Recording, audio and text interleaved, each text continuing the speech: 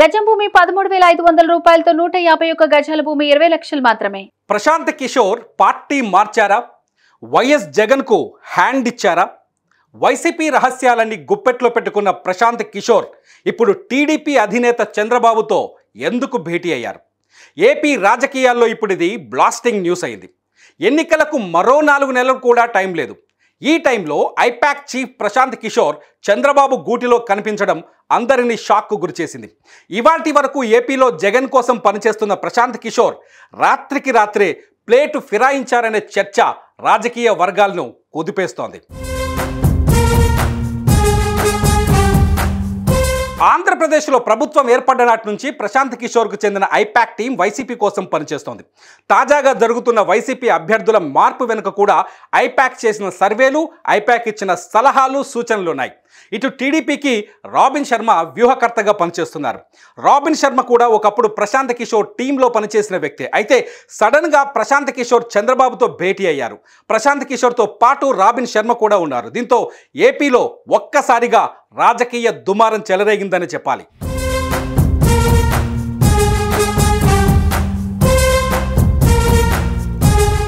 Prashanth Kishore TDP పంచన చేరితే వైసీపీకి గట్టి సమస్య అవుతుందని రాజకీయ వర్గాల్లో చర్చ మొదలైంది. జగన్ వ్యూహాలు, వైసీపీ లక్ష్యాలు, అభ్యర్థుల బలాలు, బలహీనతలన్నీ ఇప్పుడు ఐపాక్ చేతుల్లో ఉన్నాయి.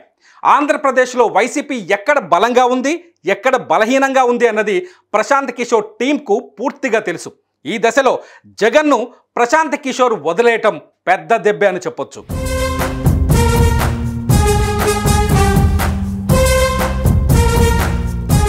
రెండు నెలల క్రితం ఆంధ్రప్రదేశ్లో జరుగుతున్న సంక్షేమ పథకాలపైన ప్రశాంత్ కిషోర్ కొన్ని కీలకమైన వ్యాఖ్యలు చేశారు.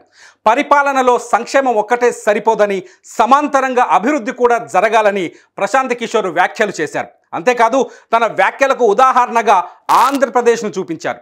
ప్రశాంత్ కిషోర్ వ్యాఖ్యలు వెలుగులోకి వచ్చిన రోజే ఏపీపై అతని అభిప్రాయం మారిపోయిందనే చర్చ జరిగింది.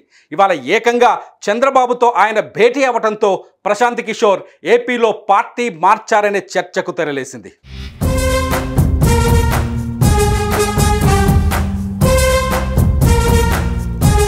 టికెట్ల కేటాయింపు, జనసేనతో పొత్తు వంటి కీలక అంశాలపైన చర్చలు జరుగుతున్నాయి. ఎన్నికలకు ముందే సోషల్ మీడియాను బలోపేతం చేయాలని టీడీపీ భావిస్తోంది. ఆ చర్చల నేపథ్యంలోనే ప్రశాంత్ కిషోర్తో ఇవాళ భేటీ జరిగినట్టు తెలుస్తోంది.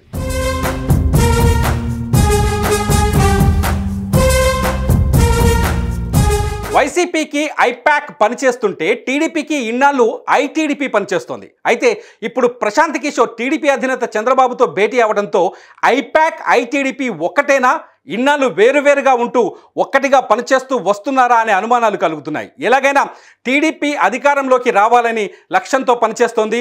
ఇప్పుడు ప్రశాంత్ కిషోర్తో వేసిన ఎత్తుగడ నిజంగానే ఆంధ్ర రాజకీయాల్లో ఊహించని అలజడిని సృష్టించిందని చెప్పాలి.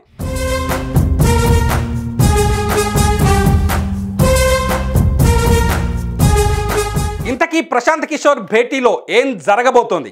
ఇప్పటికే జగన్ కోసం పనిచేస్తున్న ప్రశాంత్ కిషోర్ చంద్రబాబుతో భేటీని ఎలా సమర్థించుకుంటారు, లేదంటే పార్టీ మారుతున్నట్టు ప్రకటిస్తారా అన్నది ఇప్పుడు ఆసక్తికరంగా మారుతోంది. మరి మీరేమంటారు?